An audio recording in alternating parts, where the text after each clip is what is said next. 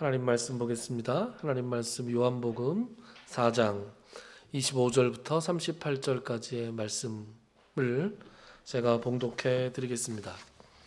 여자가 이르되 메시아 곧 그리스도라 하는 이가 오실 줄을 내가 아노니 그가 오시면 모든 것을 우리에게 알려주시리이다. 예수께서 이르시되 내게 말하는 내가 그라 하시니라. 이때 제자들이 돌아와서 예수께서 여자와 말씀하시는 것을 이상히 여겼으나 무엇을 구하시나이까 어찌하여 그와 말씀하시나이까 묻는 자가 없더라. 여자가 물동이를 버려두고 동네로 돌아가서 사람들에게 이르되 내가 행한 모든 일을 내게 말한 사람을 와서 보라. 이는 그리스도가 아니냐 하니 그들이 동네에서 나와 예수께로 오더라. 그 사이에 제자들이 청하여 이르되 랍비여 잡수소서. 이르시되 내게는 너희가 알지 못하는 먹을 양식이 있느니라. 제자들이 서로 말하되 누가 잡수실 것을 갖다 드렸는가 하니 예수께서 이르시되 나의 양식은 나를 보내신 이의 뜻을 행하며 그의 일을 온전히 이루는 이것이니라. 너희는 넉 달이 지나야 추수할 때가 이르겠다 하지 아니하느냐. 그러나 나는 너희에게 이르노니 너희 눈을 들어 밭을 보라. 희어져 추수하게 되었도다. 거두는 자가 이미 삭도 받고 영생에 이르는 열매를 모으나니 이는 뿌리는 자와 거두는 자가 함께 즐거워하게 하려 함이라. 그런즉 한 사람이 심고 다른 사람이 거둔다 하는 말이 옳도다. 내가 너희로 노력하지 아니한 것을 거두러 보내었노니 다른 사람들은 노력하였고 너희는 그들이 노력한 것에 참여하였느니라. 아멘. 지난주 우리는 참된 예배에 대해서 살펴봤습니다. 하나님은 더 이상 특정한 장소에서 형식적인 예배를 원하시지 않고 성령과 진리 안에서 예배, 진리, 즉 예수 그리스도 안에서 진정한 예배를 드리는 예배자를 찾으신다라는 것을 우리가 배웠습니다. 그리고 예수님은 그런 예배자를 찾기 위해서 오늘 사마리아의 작은 마을 수가성에 방문 중이시고 또 그런 여러 가지 단계를 거쳐서 지금 여기 앉아 있는 우리들에게도 찾아오셨다라는 말씀을 전해드렸습니다. 예수님께서 참된 예배에 대해서 여기서도 말고 저기서도 말고 성령과 진리 안에서 예배드리는 그 참된 예배에 대해서 말씀하시자 사마리아 여인의 입에서 나온 말이 놀랍습니다. 25절 같이 한번 읽어볼까요? 25절 시작. 여자가 이르되 메시아 곧 그리스도라 하는 이가 오실 줄을 내가 아노니 그가 오시면 모든 것을 우리에게 알려주시리이다. 더 놀라운 것은 그 입에서 메시아에 관한 이야기가 나오자 그 말에 대한 예수님의 답이 더 놀랍습니다. 26절 같이 읽죠. 예수께서 이르시되 내게 말하는 내가 그라 하시니라.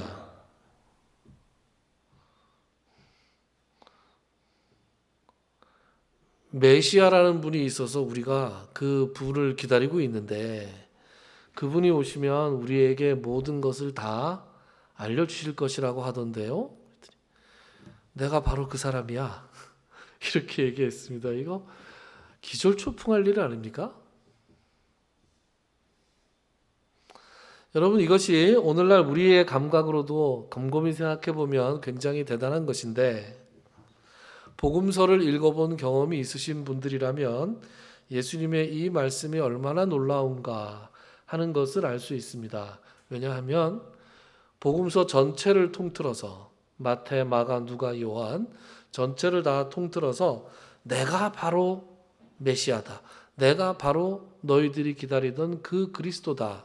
라고 직접 말씀하신 것은 지금 이 사마리아 여자와의 대화에서가 유일하기 때문입니다. 여러분 실로암 사건 기억하시죠? 날 때부터 소경 앞을 보지 못하던 사람이 예수님을 통해서 눈을 뜨게 된 그 사건입니다. 요한복음 9장에 나오는 사건인데요. 나중에 예수님과 맹인이 서로 만났을 때 그 맹인은 예수라고 하는 분이 자기를 고쳐준 건 알지만 그 사람의 얼굴을 제대로 보지를 못했습니다. 나중에 만나서 그 맹인에게 예수님이 물어보시죠. 네가 인자를 믿느냐? 그랬더니 그가 누구십니까? 제가 믿고자 합니다. 그랬더니 네가 그를 봤는데 지금 너와 말하고 있는 사람이 바로 그다. 그러니까 자기가 그 사람이다. 그랬더니 이 맹인이 엎드려 절하면서 주여 내가 믿나이다. 이렇게 대답하죠. 여기서 예수님께서 자기 자신을 드러내시면서 자기 자신을 뭐라 그래요? 인자라고 합니다. 물론 인자라는 호칭도 그리스도 메시아를 가리키는 호칭이긴 하지만 직접적으로 예수님께서 메시아나 그리스도라는 호칭을 피하고 계시는 것을 알고 있습니다. 알 수 있습니다. 예수님께서 요한복음 18장에 빌라도의 재판정에 가서도 이 비슷한 대화를 하십니다. 빌라도가 예수님께 단도직입적으로 묻죠. 네가 유대인의 왕이냐? 그랬더니 예수님이 뭐라 그러세요? 내가 유대인의 왕이다. 그러나 내 나라는 여기에 속한 것이 아니다. 그러니까 빌라도가 듣고 그런 왕은 아니구만 하고 알아들은 거예요. 빌라도가. 왕으로 오신 예수님이었어요. 메시아로 그리스도로 오신 예수님이셨어요. 그러나 메시아 그리스도라는 말을 직접 떠올려서 시인하지는 않으셨습니다. 그런데 유일하게 이 사마리아 여자에게는 사마리아 여자가 메시아 곧 그리스도라 하는 분이 오실 텐데 우리가 그분을 기다리고 있습니다. 그랬더니 그 기다리는 메시아가 바로 나야. 이렇게 아주 대놓고 직접적으로 말씀을 하셨습니다. 그러면 왜 그랬을까요? 왜 다른 곳에서는 그렇게 안 하시던 예수님께서 왜 하필 사마리아 여자에게 내가 바로 그 메시아다라고 대답을 하셨을까요? 그 이유는 알 수 없죠. 최대한 추측을 해볼 수 있을 뿐입니다. 학자들이 여러 가지로 추측을 하고 있는데 제가 보기에 가장 중요한 것은 사마리아 여자의 입에서 나온 메시아 곧 그리스도, 여러분 메시아는 히브리어고 그리스도는 헬라어입니다. 같은 말이에요. 기름 부음을 받은 자라는 뜻이에요. 그 메시아 곧 그리스도에 관해서 사마리아 여자가 하고 있는 그 사마리아 여자가 가지고 있는 그 메시아에 대한 개념이 틀리지 않았기 때문이에요. 자, 사마리아 여자가 뭐라 그래요? 메시아 곧 그리스도라 하는 이가 오실 줄을 내가 아노니 그가 오시면 모든 것을 우리에게 알려주시리이다. 그랬어요. 여러분 유대인들에게 메시아는 어떤 존재였습니까? 다윗과 솔로몬의 영광을 회복시켜줄 정치적인 해방자이자 구원자였습니다. 그러나 사마리아인들은 모세 오경만 믿은 사람들이었단 말이에요. 그러니까 다윗과 솔로몬의 영광 이런 것은 그들의 메시아 개념에 없었습니다.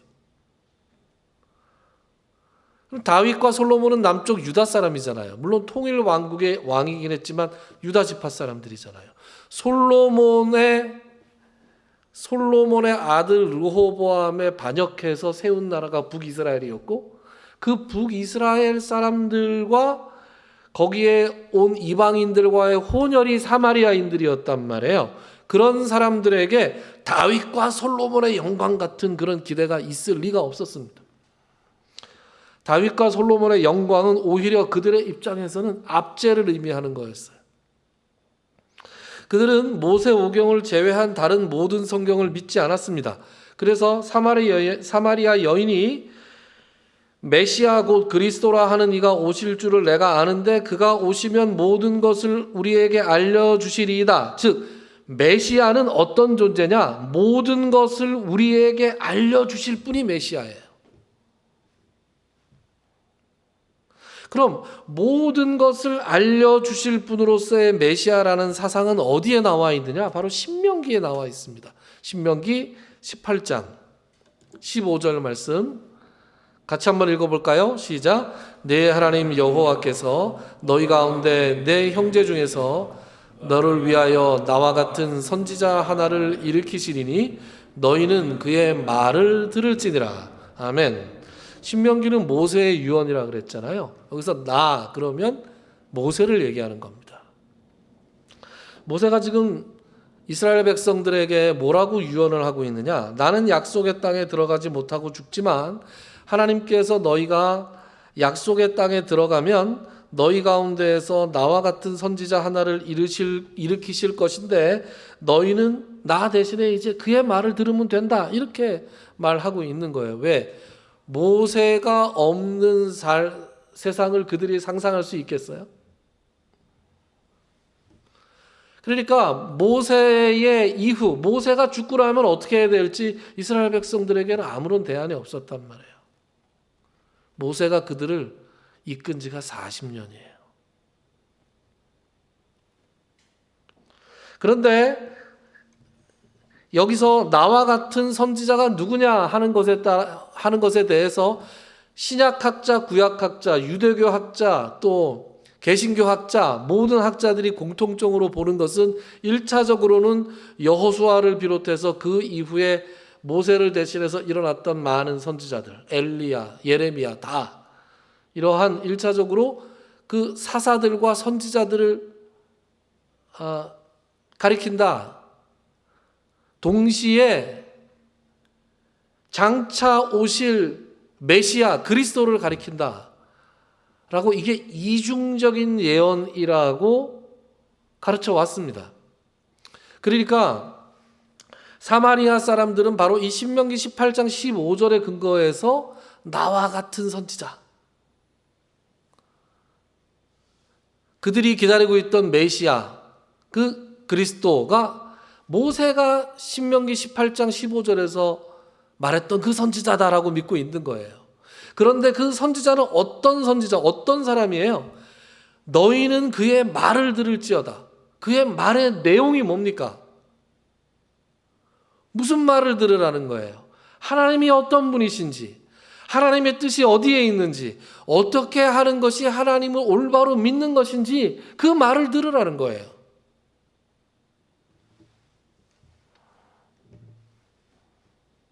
지금 사마리아 사람들이 기다리고 있는 메시아는 바로 이런 메시아예요. 어떻게 하는 것이 올바른 하나님의 뜻인지, 하나님을 믿는다는 것은 도대체 어떤 것인지, 하나님에 관한 모든 것을 자기들에게 가르쳐 줄 분이 바로 메시아예요.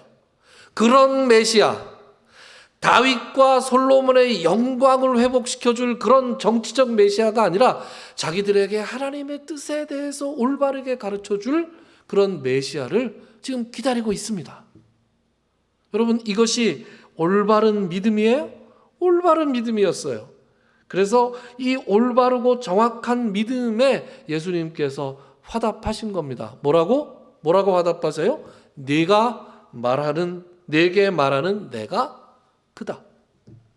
내가 바로 너희들이 기다리는 메시아다. 예수님은 복음서 대부분의 곳에서 자기를 메시아나 그리스도로 지칭하지 않으셨습니다. 그것은 그 호칭에 담긴 유대인들의 잘못된 기대 때문이었어요. 그러나 그 호칭을 올바르게 알고 믿고 하는 고백에는 숨기지 않고 인정하시면서 대답했던 것을 우리가 알 수 있습니다. 그 대표적인 것이 바로 마태복음 16장에 나오는 베드로의 고백이었어요. 여러분, 제자들을 모아놓고 예수님께서 제자들에게 물어보셨습니다. 사람들이 인자를 뭐라고 부르느냐?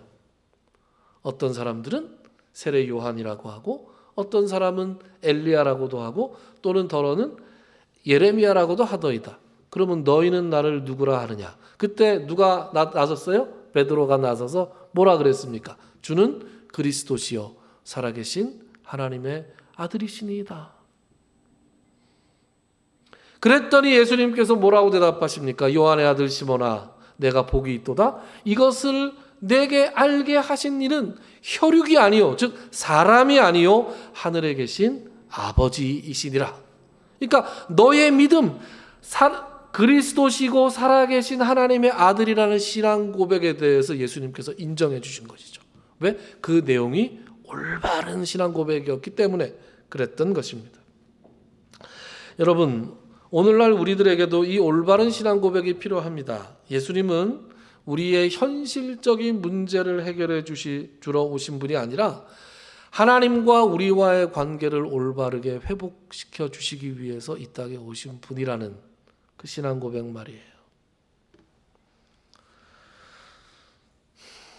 여러분, 교세가 줄었다고 많이 걱정들을 합니다. 여러분들은 어떠신지 모르겠어요. 코로나 이후로 교인 수가 3분의 2로 줄었다 그래요. 모든 동료 목회자들이 다 그렇게 얘기합니다. 아무리 신방을 하고 문자를 보내고 그래도 다시 돌아오지 않는답니다. 그 사람들이. 화려했던 천만이 넘어가는 한국교회 성도들, 그 시절을 그리워하는 사람들이 많습니다. 그런데 저는 그렇게 생각합니다. 천만을 넘어간다고 우리가 자랑했던 그 성도들 중에서 과연 올바른 신앙 고백을 가졌던 사람들이 얼마나 있었을까? 70년대, 80년대, 90년대에 고도 성장을 하면서 우리나라의 산업화가 이루어지고 또 도시화가 이루어졌어요. 산업화, 도시화의 바람을 타고 한국교회 소위 부흥이라는 것이 있었습니다. 성도 수가 늘어나고 건물이 늘어나고 목사 수도 늘어나고, 그래서 모든 교회가 소위 말하는 그 양적인 성장을 이뤄냈습니다. 그러나 그 이른바 그 부흥이라고 하는 이면에는 어두운 것도 상당히 많았습니다. 꽝 잡는 게 매라는 식으로 교회가 성장할 수만 있다면, 교회가 양적으로 성장할 수만 있다면 복음적이지 않고 성경적이지 않은 어떤 것도 다 받아들이는 풍조들이 있었어요. 교회 나와서 열심히 기도하는데 자신의 출세나 성공의 도구로 신앙을 생각하는 신자들도 많았습니다. 목사들이 그것을 부추기기도 했습니다. 하나님과 더불어 돈을 섬기는 목사와 성도들이 많았어요. 지금도 마찬가지고. 그래서 올바른 믿음을 가진 사람들일수록 오히려 이 교회의 분위기를 견디지 못하고 떠나는 사람들이 많습니다. 그리고 앞으로 더 많아질 거라고 저는 예상합니다. 건전한 상식을 가진 시민들과 젊은이들에게, 불신자들입니다. 그들에게 개신교는 더 이상 매력적인 존재가 아닙니다. 누구나 다 알고 있는 대형교회 하나가 공공도로 밑으로 예배당을 지었어요. 오랫동안 소송을 했는데 옥신각신 하다가 결론은 대법원 판결이 원상복구하라예요. 원상복구가 기술적으로 가능한지도 모르겠습니다. 왜냐하면 그 공공도로를 점유하고 있는 부분이 이 강대 쪽인데 거기에 막 어마어마한 강대와 또 파이프 올겐 뭐 이런 것부터 해가지고 뭐 어마어마한 시설이 있어요. 그걸 원상복구해서 묻고 나면 나머지 예배당은 정말 엉망진창이 되는 거예요.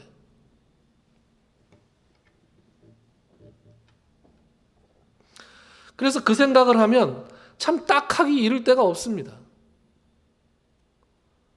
근데 제가 드는 생각은 그거예요. 애초부터 왜 그렇게 설계를 했을까? 어떻게 공공도로를 지하로 점유하고 예배당을 지을 생각을 했을까? 법원의 판단, 관청의 판단이 오락가락한 것도 있었지만, 그래서 이런 식으로 조금 비판을 하면 그 교회의 입장을 옹호하면서 이런 것에 대해서 좀 비판적인 시각을 가진 사람을 뭐 좌파라는 등, 뭐 사탄의 세력이라는 등 그렇게 막 비난하면서 그 교회의 입장을 옹호하시는 분들이 있는데, 저는 그분들에게 딱 한 가지만 여쭤보고 싶어요. 신천지나 절에서 불교의 절을 그렇게 만약에 지었다고 한번 해보십시오. 용납했겠습니까? 옹호했겠어요? 제가 보기에는 그런 주장을 하시는 분들이 가장 앞장서서 반대하지 않았을까? 전 그런 생각을 합니다. 이게 일반 시민들의 상식을 너무나 넘어가는 일들을 교회에서 왕왕합니다. 하나님의 이름으로, 신앙의 이름으로. 그러니 무슨 설문조사만 하면 호감도가 아주 1등이에요. 1등. 밑에서 1등이에요. 밑에서 1등. 그래서 뭐 개신교, 예전에 석집사가 저한테 무슨 크리스찬 뉴스를 하나 턱 보냈는데 그거 보고 이런 걸 나한테 왜 보내? 그런 적이 있습니다. 거기 다시 찾아봤어요. 다시 찾아봤더니 뭐 종교에 대한 호감도 그랬더니 개신교가 14%예요. 불교하고 천주교는 50% 넘는데 깜짝 놀랄 건 원불교 여러분 주변에서 보세요. 보지도 못하는 원불교에 대한 호감도가 17.9%예요. 당당히 1등입니다. 우리보다 아래에 있는 게 하나 있어요. 천도교 10%인데 천도교 아세요, 여러분? 천도교 신자들이 혹시 이 영상을 본다면 죄송합니다. 무시하는 게 아니라 그만큼 크게 존재감이 없는 교세를 갖고 있는 교임에도 불구하고 개신교가 거의 실제적으로 1위다. 개신교인들에 대한 호감도 비례하겠죠. 개신교인들에 대한 호감도는 개신교에 대한 호감도보다 더 떨어집니다. 13%래요. 하긴 저도 어디 가서 목사인데 누가 목사라고 소개하고 신부라고 소개하면 신부님들이 더 호감이 가요. 이거 어떻게 하면 좋아요? 목사도 이러니. 어른들이 보시면 안 되는데 조그만 교회라서 어른들 안 보시겠죠. 저도 이제 나이가 많아서 이제 웬만하면 어른이에요. 저도 나이로는.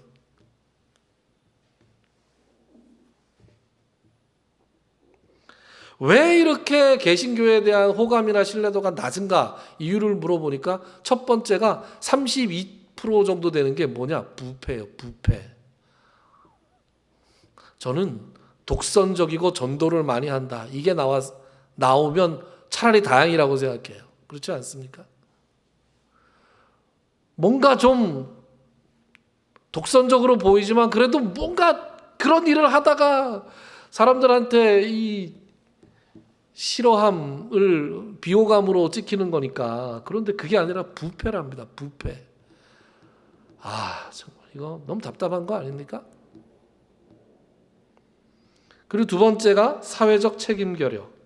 세 번째가 지나친 전도인데 15%. 뭐 차별과 혐오 발언, 비합리성 이런 것들이 쭉 있는데 부패가 압도적이다. 전도가 의외로 차지하는 비율이 적다라는 점이 제 마음을 아프게 합니다. 교세가 줄어듦에 따라 교회가 어려워지고 있고 그리고 장차 더 어려워지지 않을까. 저는 이것이 명백한 하나님의 징계라고 생각합니다. 하나님이 회초리를 들고 한국교회를 때리시는데 때리시면 어떻게 해야 됩니까? 맞아야 됩니다. 이걸 삼단막기로 맞고 이러면 안 되는 거예요. 하나님이 징계하시면 때리면 맞고 마땅히 깨달아야 할 바를 깨닫고 돌이키고 그리고 거듭 태어나서 하나님이 기뻐하시는 모습으로 하나님이 기뻐하시는 신앙 고백으로 거듭나는 우리 교회가 되어야 한다. 아픈 것을 아프다고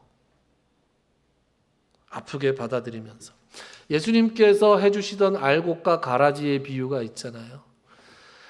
우리 개신교뿐만 아니라 초대교회 때부터 지금까지 쭉 기독교의 역사를 보았을 때 여러분 알곡이 많았을까요? 가라지가 많았을까요? 저는 가라지가 압도적으로 많았을 거라고 생각을 합니다.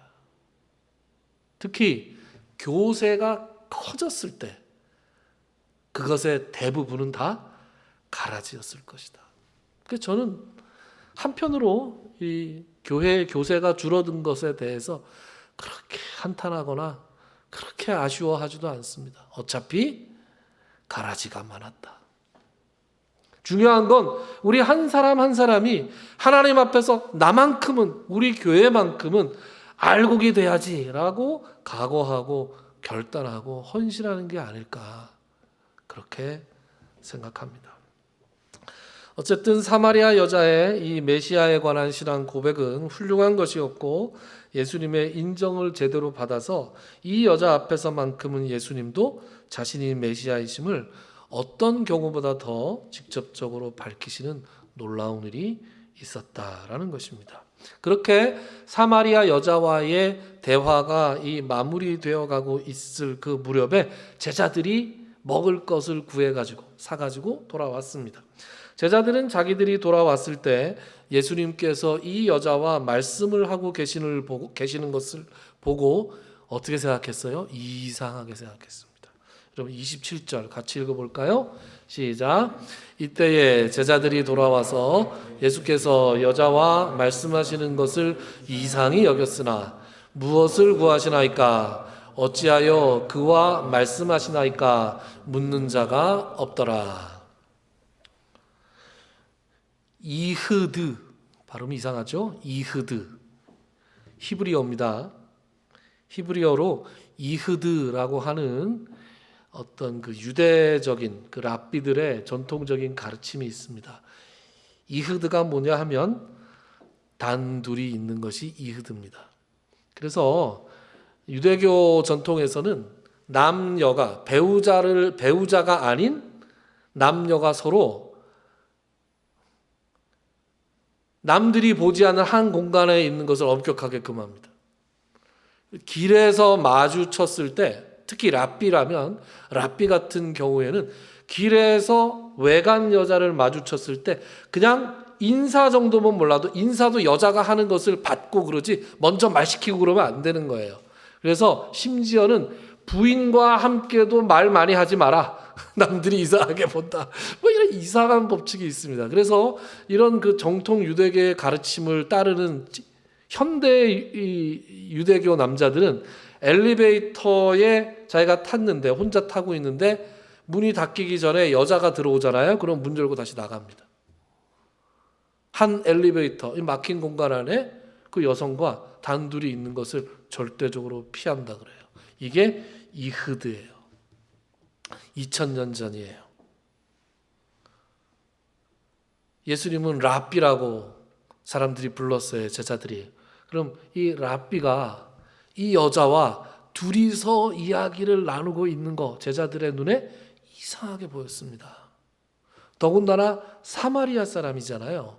그러니까 사마리아인인데다가 여자였어요. 그러니까 예수님은 적어도 두 가지 터부, 두 가지 금기를 지금 깨뜨리고 계시는 겁니다. 제자들이 이상하게 여겼다라는 말씀은 이러한 맥락에서 이해할 수 있는데, 그러나 제자들이 무엇을 구하시나이까? 어찌하여 그와 말씀하시나이까? 라고 묻는 자가 없다 그랬습니다. 왜 그랬을까요? 이런 파격이 예수님께 처음이 아니었다라는 것을 짐작할 수 있는 것이고, 또 한 가지, 예수님에 대한 제자들의 믿음이 얼마나 절대적이었는가라는 것을 짐작할 수 있습니다. 여러분, 우리가 어떤 존경하는 사람이 있잖아요. 어떤 존경하는 사람이 내 상식에 어긋나는 일을 할 때 우리가 바로 따지고 듭니까? 그렇지 못하죠. 하고 왜 그러지? 그리고 곰곰이 생각을 하죠. 곰곰이 생각을 했다가 나중에 가서 하고 깨닫거나, 아니면 정말 조심스럽게 여쭤보지 않습니까? 존경한다는 말, 믿음이라는 말에는 어떤 의미가 포함되어 있냐 하면, 지금 당장은 이해하지 못하더라도 일단은 믿고 따라가 보자, 이런 태도가 포함되어 있는 것이죠. 뭐 조심할 사항은 물론 있긴 하지만 말이죠. 그래서 예수님께서 지금 좀 자기들 눈에 이상한 일을 하고 계신 것에 대해서 제자들이 그런 속생각으로 넘어갔다라고 볼 수 있습니다. 예수님께서 자기 자신을 메시아라고 밝히시고 또 예수님의 제자들도 오자 이 여자는 이 놀라움과 당혹감에 그 자리를 떠납니다. 이 여자의 이후 행적에 대해서는 다음에 같이 살펴보기로 하고요. 오늘은 예수님과 제자들의 대화를 마저 살펴보고 마무리를 할까 그렇게 생각합니다. 31절, 32절을 같이 읽어보죠. 시작. 그 사이에 제자들이 청하여 이르되 랍비여 잡수소서. 이르시되 내게는 너희가 알지 못하는 먹을 양식이 있느니라. 예수님의 특기는 동문서답이죠. 꼭 이렇게 여쭤본 거에 대해서 직접적으로 대답을 잘 안 하십니다. 그러니까 사마리아 여자에 대해서 내가 그다 이렇게 대답하는 경우는 정말 드문 경우예요. 여러분, 이 사마리아 여자와의 대화를 다룬 이야기 전체가 사실은 좀 이상합니다. 왜냐? 이 이야기가 어떻게 시작됐습니까? 예수님께서 길을 가시다가 야곱의 우물이라는 곳에 이르러서 너무 피곤하셔서 그 야곱의 우물 곁에 그대로 앉으셨다. 느낌이 지쳐서 털푸덕 앉으신 느낌이에요. 그렇죠? 그리고 한 여자에게 물을 좀 달라 이렇게 말씀하심으로 이 이야기가 이 전체 스토리가 시작됐어요.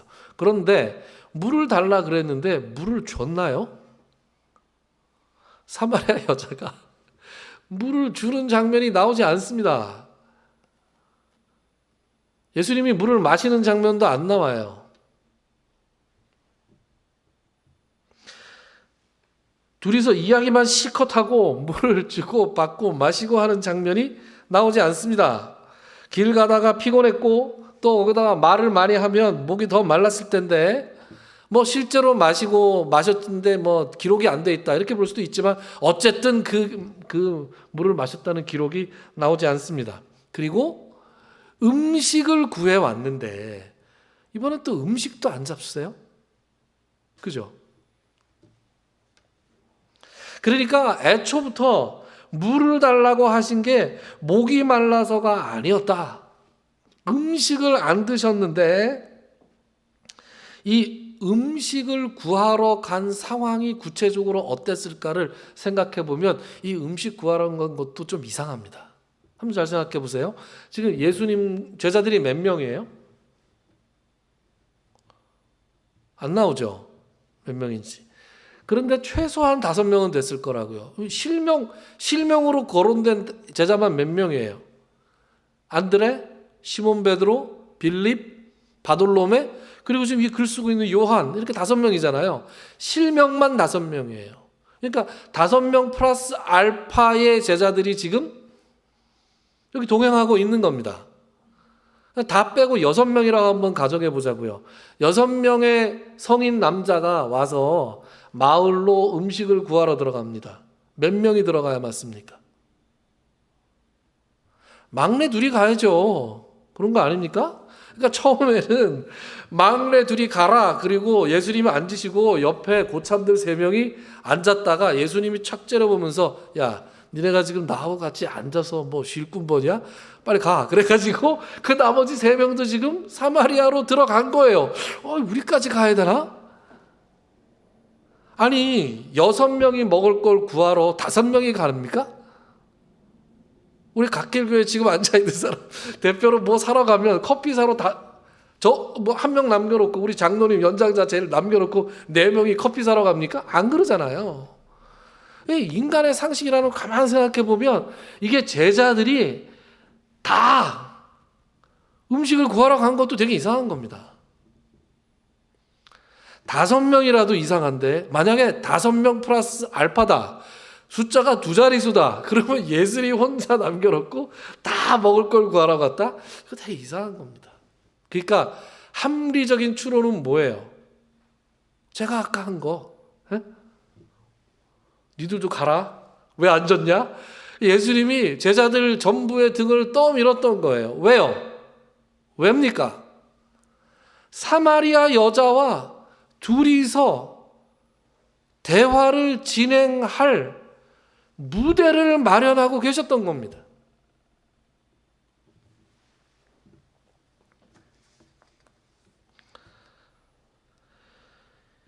이런 걸 우리가 요즘 젊은이들 말로 빌드업이라 그래요. 빌드업. 그죠? 이렇게 차분차분 예수님께서 지금 빌드업을 하고 계시는 거예요. 목이 안 말라도 물 달라 그러시고, 굳이 제자들 다 쫓아서 음식 구해와라. 그리고 보내시고, 그리고 제자들이 갔다 오는 동안 그 예수님은 그 여자에게 뭘 하고 싶으셨던 거예요? 하나님의 복음을 전하고 싶었던 거예요. 유대인 랍비의 금기를 깨트려 가면서 그 여자를 통해서 그 사마리아의 작은 마을의 복음을 전하시기 위해서 아주 세심하게 그 무대를 마련하신 겁니다. 그리고 복음을 성공적으로 전하시고 나서 이제 밥을 먹지 않아도 배가 안 고프신 거예요. 여러분, 우리가 너무 기쁘고 좋은 일이 있을 때 그러잖아요. 안 먹어도 배가 안 고프다. 그렇죠? 옛날 어른들이 뭐라 그러세요? 내 논에 물 들어갈 때하고 내 자식 입에 밥 들어갈 때가 제일 좋다. 그러잖아요. 사랑에 빠진 연인들이 뭐라 그래요? 난 자기가 먹는 것만 봐도 배가 불러. 뭐 이딴 소리를 하잖아요. 사람이 너무 기쁘고 너무 좋고 그러면 안 먹어도 배가 고프지 않은 겁니다. 예수님은 너무나 오랫동안 하나님을 잘못 알고, 그래서 잘못 믿어온 그 사마리아 사람들에게, 유대인들에게 멸시와 천대를 받아온 그들에게 예수 그리스도 안에서 그 새롭게 펼쳐지는 복음을 전해주시기 위해서 성령과 진리 안에서 참된 예배자를 찾으시는데 너희들도 그 예배자가 될 수 있어 라는 그 기쁜 소식을 전해주시기 위해서 이런 일들을 세심하게 무대를 마련하시고 지금 이 일을 하고 계신 거예요. 그리고 그 일을 성공적으로 수행하시고 나서 너무 기쁜 나머지 지금 배가 고프지 않으신 겁니다. 내게는 너희가 알지 못하는 먹을 양식이 있느니라. 말을 점잖게 고어체로 번역해서 그렇지 뭐라 그러시는 거예요? 난 니들이 모르는 거 있는데 벌써 먹었어. 이렇게 얘기하시는 거예요. 그러니까 제자들이 뭐라고 대답합니까? 33절, 34절 같이 읽을까요? 시작. 제자들이 서로 말하되 누가 잡수실 것을 갖다 드렸는가 하니 예수께서 이르시되 나의 양식은 나를 보내신 이의 뜻을 행하며 그의 일을 온전히 이루는 이것이니라. 아멘. 처음에는 그것이 우리가 실제로 먹는 어떤 물리적인 음식인 줄 알고 제자들이 알아듣지 못했습니다. 그래서 아니 나 말고 우리 말고 누가 먼저 먹을 거 갖다 드렸어? 그랬더니 예수님이 뭐라고 하세요? 나의 양식은 하나님의 뜻을 행하고 하나님의 일을 온전히 이루는 것이다. 여러분, 양식이 무엇입니까? 양식이라고 하는 것은 우리의 생명을 유지하는 기본적인 요소입니다. 때로 양식은 우리가 사는 삶의 목표일 때도 있습니다. 먹는 것만큼 우리를 즐겁게 하는 것이 없고 먹는 것만큼 우리를 절박하게 하는 것이 없습니다. 그러나 예수님께서는 그 양식, 우리에게 진정한 양식이 있는데 진정으로 우리의 생명을 유지할 수 있게 하는 것이 무엇인지, 우리가 진정으로 추구하며 살아가야 하는 삶의 목표가 무엇인지를 지금 밝혀주고 계시는 것이에요. 그것은 이 땅을 살아가면서 하나님의 뜻을 행하고 하나님의 일을 온전히 이루는 그것이다. 예수님은 당신이 방금 그 일 가운데 하나를 행하셔서 너무나 기쁘고 너무나 좋아서 지금 육신의 굶주림을 잠시 잊으실 수 있었던 것입니다. 35절부터 38절을 보죠. 제가 읽겠습니다. 너희는 넉 달이 지나야 추수할 때가 이르겠다 하지 아니하느냐. 그러나 나는 너희에게 이르노니 너희 눈을 들어 밭을 보라. 희어져 추수하게 되었다. 여러분들께서 읽어주시겠어요? 시작. 거두는 자가 이미 삭도하고 영생에 이르는 열매를 모으나니 이는 뿌리는 자와 거두는 자가 함께 즐거워하게 하려 함이라. 그런즉 한 사람이 심고 다른 사람이 거둔다 하는 말이 옳도다. 내가 너희로 노력하지 아니한 것을 들어보면 다른 사람들은 노력하였고 너희는 그들이 노력한 것에 참여하였느니라. 아멘. 이 대목을, 이 구절을 자세하게 강해하는 것은 안 할 수도 있고 다음 시간에도 할 수 있습니다. 그런데 분명한 것은 예수님께서는 이 양식을 나만 먹을 수는 없어, 이렇게 말씀하시는 겁니다. 하나님의 뜻이 무엇인지를 알고 그 하나님의 뜻을 온전히 이루는 것이 뭔지 알아? 그것이 진짜 양식이야. 너희들도 이 양식 한번 먹어보겠니? 그래서 지금 뭐라고 하고 있어요? 35절, 눈을 들어서 밭을 보라는 거예요. 희어져 추수하게 되었도다. 그러니까 함께, 나와 함께 손을 잡고 저 희어져 추수하게 되어 있는 그 곡식을 거두러 가자. 그것이 썩어질 양식을 위해서 일하는 것이 아니라 영생할 양식을 위해서 너희들이 해야 될 일이다. 여러분, 교회는 싫어하지만 하나님을 싫어하는 사람들은 없습니다. 개신교는 싫어하지 몰라도 말씀에 굶주린 사람들은 얼마나 많은지 알 수 없어요. 그래서 조금 유명하다, 설교 잘하신다 이런 분들, 목사님들 그런 유튜브 한번 보세요. 얼마나 많은 사람들이 그 말씀을 듣고 은혜를 받는가. 그 중에서는 교회를 안 나가는 사람들도 정말로 많습니다. 사람들에게는 영적인 갈증이 늘 있는 거예요. 그 목마름이 있는 것입니다. 하나님의 말씀이 아니면 채워질 수 없는 그런 목마름과 갈증, 굶주림이 항상 있는 것입니다. 그들에게 진정한 하나님의 말씀을 증거하고 그들에게 하나님의 뜻을 함께 가르쳐줘서 예수님처럼 썩지 않는 양식, 세상은 알지 못하는 그런 양식을 우리도 먹고 다른 사람에게도 나눠줄 수 있는 그런 사람들이 되었으면 얼마나 좋을까, 그런 생각을 해봅니다. 기도합시다.